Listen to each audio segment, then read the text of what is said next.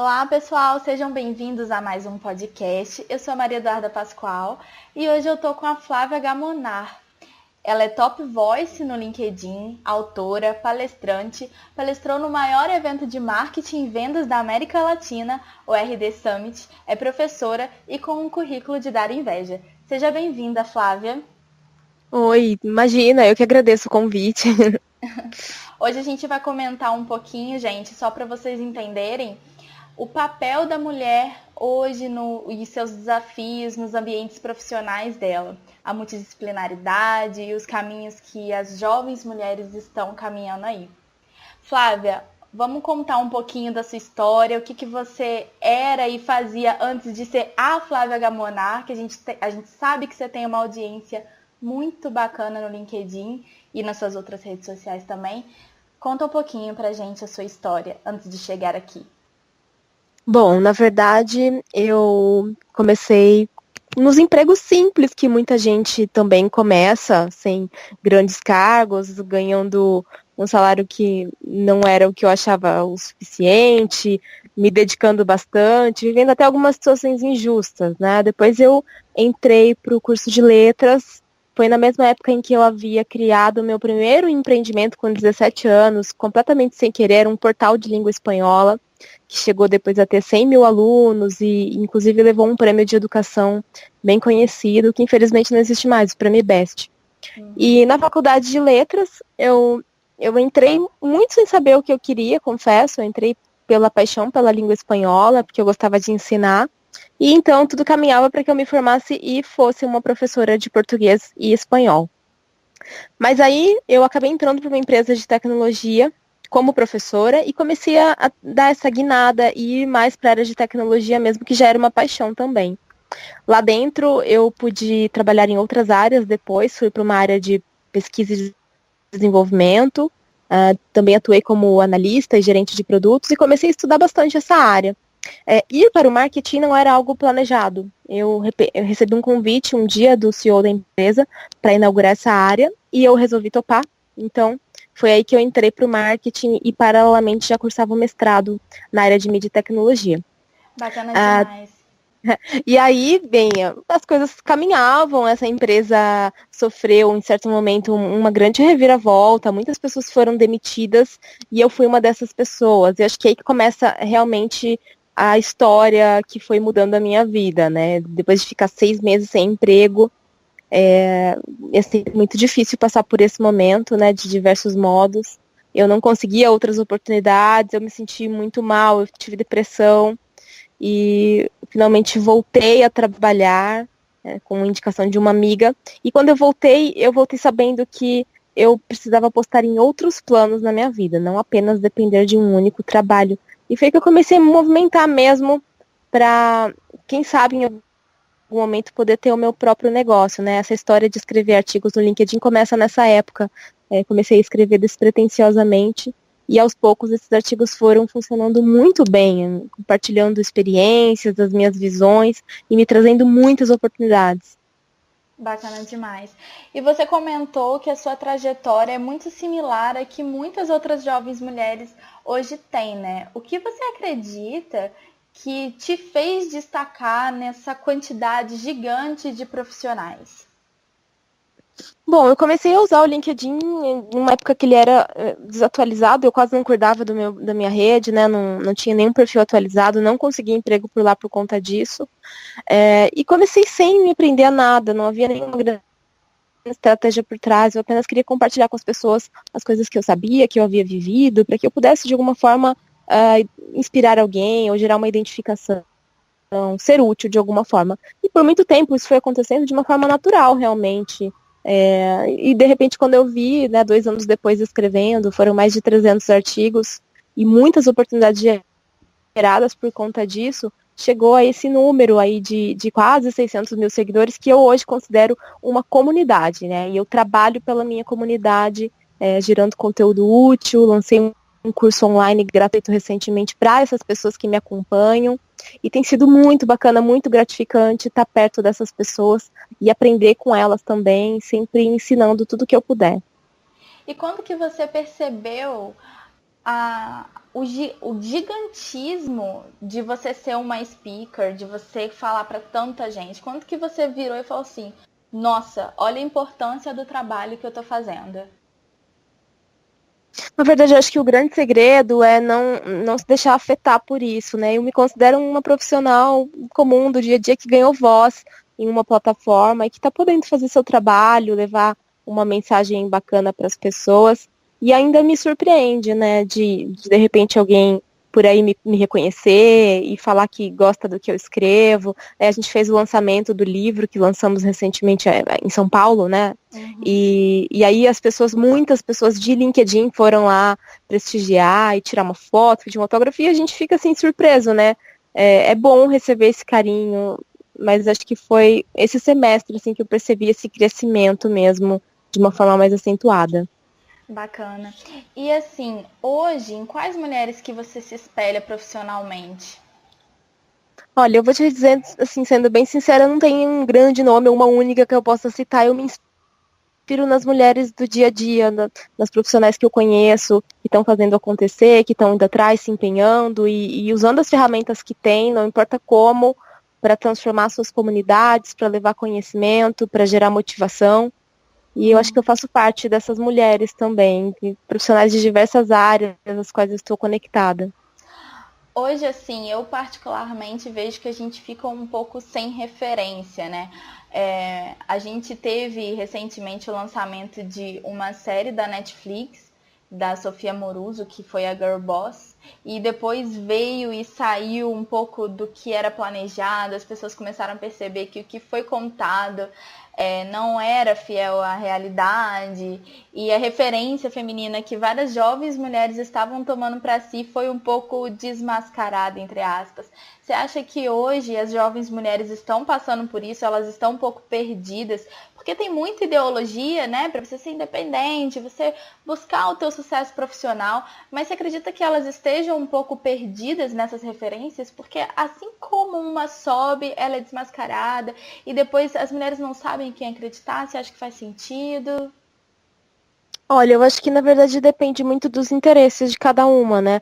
Quando a gente fala de conteúdo ou de relevância, é importante a gente lembrar que, de repente, o que é interessante para alguém não é interessante para o outro. Sei lá, vamos pegar um canal de algum youtuber que esteja focado em humor. Tem pessoas que nunca ouviram falar no nome dele, não assistem, mas para o grupo que ele atinge, é, ele faz sentido, as pessoas se engajam. Então a gente tem que primeiro pensar nisso. Em segundo ponto, eu acho que em relação à falta de referências, nós temos muitas boas referências, sim, principalmente falando de mulheres, né, que estão mostrando o seu lugar, mostrando que tem espaço, por exemplo, Luísa Trajano, né, do Magazine Luiza, a Cristina Palmaca da SAP. A gente tem muito a conquistar ainda nesse mercado. Acho que as mulheres têm que se mostrar mais mesmo, que estão aí fazendo um bom trabalho, ganhar mais espaço nos eventos que levam palestrantes. Acho que é um processo que está acontecendo, precisa continuar acontecendo e tem muito para ser feito ainda, né? Eu, como falei, não tenho uma única imagem de mulher inspiradora. Eu acho que a gente pode olhar ao nosso redor e perceber quantas pessoas bacanas estão conectadas com a gente, né? Bacana. E você acredita que casos assim como o que aconteceu com a Bel Pesce, que foi uma gestão de crise, foi uma crise, na verdade, ela teve que ter uma gestão de crise depois, mas o que aconteceu com a Bel Pesce atrapalha um pouco a imagem do empoderamento feminino no ramo profissional?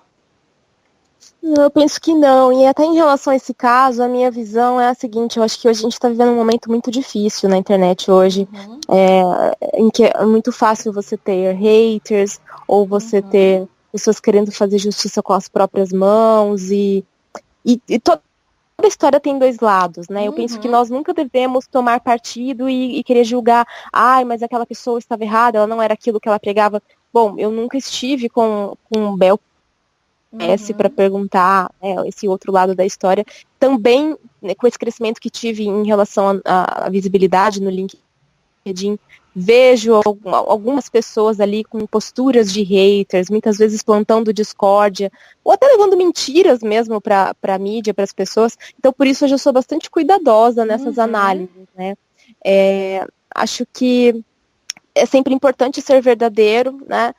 Podemos sim contar histórias, transformar os dados, os fatos em histórias interessantes, mas claro, sem nunca exagerar, sem nunca forjar nada, mas nesse caso específico, assim, eu acho muito delicado falar, e acho que não prejudica, não.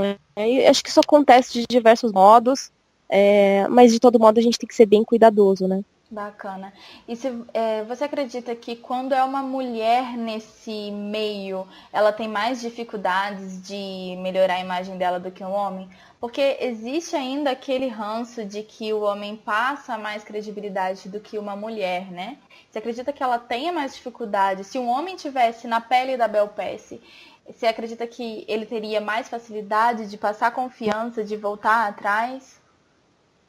Eu acho que depende de muitas coisas, né? Eu já liderei equipes de homens e principalmente por ser uma equipe de software na época, eu sentia assim algum tipo de preconceito, do tipo, mas ela é mulher, então ela não deve entender tanto de tecnologia. Uhum. Será que ela tá fazendo a coisa certa? Eu senti um pouco, mas eu nunca me deixei abalar por isso. E eu buscava ali me impor de uma maneira bacana, trabalhar em parceria, para que o dia a dia, eu acho que o tempo sempre mostra quem é quem. É claro que a gente tem muito a conquistar ainda. As mulheres agora estão vindo mais à tona e participando de eventos. Eu vi um crescimento bem grande aí nos últimos meses de eventos privilegiando a participação de mulheres. Acho que está sendo muito bacana, mas é lógico que tem que ser muito mais explorado ainda. Perfeito. E assim, a gente comenta que as mulheres estão mergulhando no ramo profissional, mas não estão deixando algumas tarefas de trás, que antes já eram direcionadas a elas. Então, assim, hoje a mulher é multidisciplinar. E como que você, como mulher que viaja, faz isso, faz aquilo, tá sempre na correria, organiza essas tarefas profissionais, pessoais e as extras? Bom, depende muito do contexto de cada pessoa, né? Eu ainda não tenho filhos. Eu também tenho um marido que vive na correria também, ele faz doutorado, eu também faço. Ele trabalha bastante, eu também. A diferença é que eu acabo viajando mais, então exige uma organização melhor, de uma agenda com tudo muito bem planejado, do que é prioritário naquele dia, de enxergar os melhores encaixes ali para fazer render o trabalho, né? E eu acho que naturalmente o perfil da mulher é de cuidar mais de perto das coisas. Uhum, Às vezes a gente acaba atraindo mais demandas mesmo, né? Então, uhum. falando de mim, por mais que eu viva em uma correria, eu cuido da minha casa. Eu agora tenho uma pessoa me ajudando na limpeza, mas até então eu mesma fiz por muito tempo porque eu gosto de me dedicar à minha casa. Não tenho mais tanto tempo para cozinhar, mas sempre amei cozinhar. Então, assim, não vejo como coisas que mas isso você não deve fazer como mulher. Enfim, eu acho que é uma questão de distribuir, mas é questão de gostos também e de momentos, né? Como eu não tenho Uhum. filhos, eu também consigo algumas flexibilidades.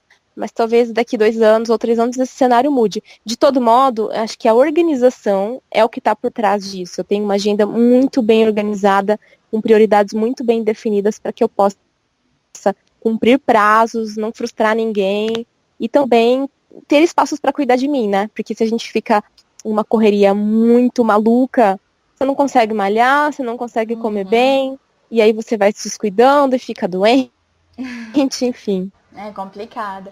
E como que você enxerga o futuro para as próximas gerações femininas multidisciplinares? Elas vão estar mais estressadas? Eu estava até comentando hoje que passei por uma banca e tinha uma cartela de revista só falando sobre paz na mente, tranquilidade, estresse. Então parece que está vindo uma geração já muito ansiosa, né? O Augusto Cury até comenta que o mal do século é a ansiedade. Como que você enxerga para essas mulheres que vão mergulhar ainda mais de cabeça nas questões profissionais e não vão abandonar as suas tarefas porque são perfis dela, como você comentou, delas? Como que você acredita que vai ser esse futuro para elas? Olha, eu acho que a gente está vivendo uma época com tanta tecnologia, comunicação acontecendo de um modo tão rápido, pessoas que antes apenas podiam consumir um conteúdo agora são produtoras. Então tudo isso gera muita ansiedade, né? Nós nos tornamos, em muitos casos, hiperconectados, é muita informação circulando. Eu mesma me vejo ansiosa em alguns momentos, né? Atualizando as timelines e falando, nossa, como é que eu dou conta? Dependendo do segmento, você sente que ele muda muito rápido, né? A área de comunicação de marketing, por exemplo, tem muitas novidades, assim, se você parar uma semana, você já se sente defasado.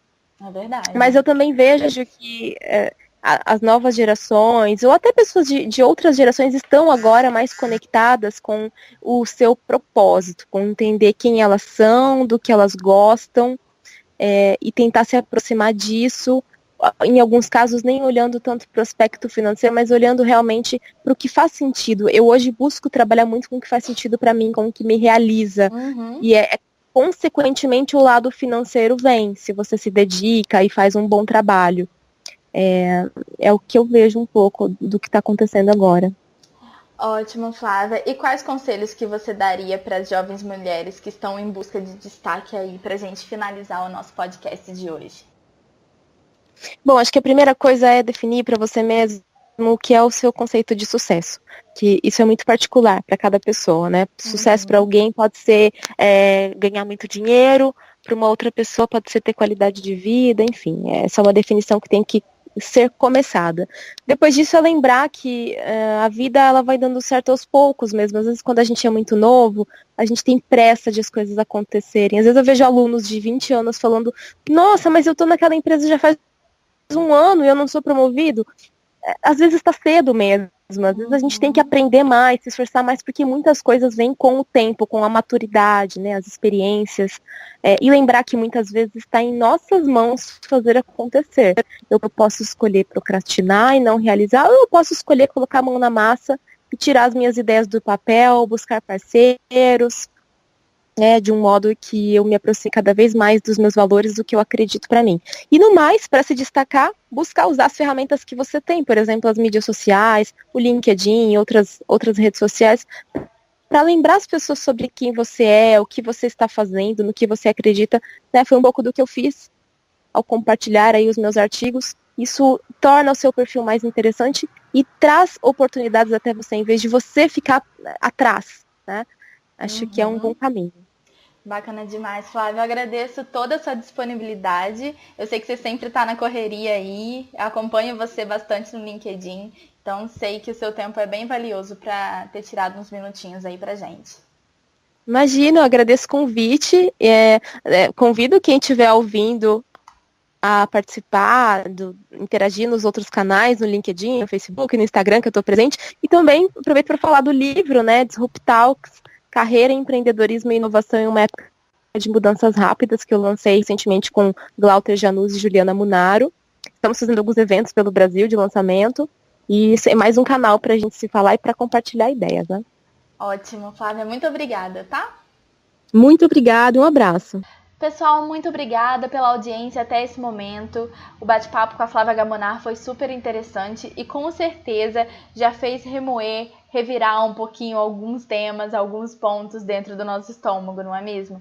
Gostaria de convidar vocês a compartilhar esse conteúdo com outras jovens mulheres. É importante a gente colocar esse assunto em pauta. Seja qual for a sua opinião, o importante é movimentar esse tema. Tá bom? Eu espero que você compartilhe e também envie conteúdos pra gente que você gostaria que a gente abordasse. Tudo bem? Eu espero vocês no próximo conteúdo. Até mais!